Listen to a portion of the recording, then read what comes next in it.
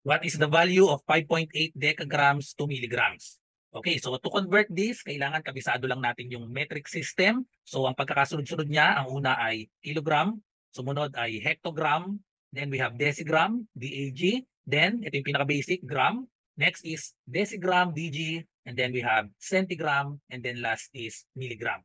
So kino-convert natin decagrams to milligrams. So ang gagawin natin, bilangin lang kung gaano kalayo. So from decagram, move tayo hanggang milligram. So we have 1, 2, 3, 4. So ibig sabihin, i-move natin yung decimal point natin. 5.8, i-move lang natin ng 4 na units or decimal places papuntang right. Dahil papuntang right yung DAG to MG. So move natin ito, 1, 2, 3, 4. So lagyan natin ng mga 0. Yung decimal point natin nandito na. So therefore, the correct answer is 58,000 milligrams.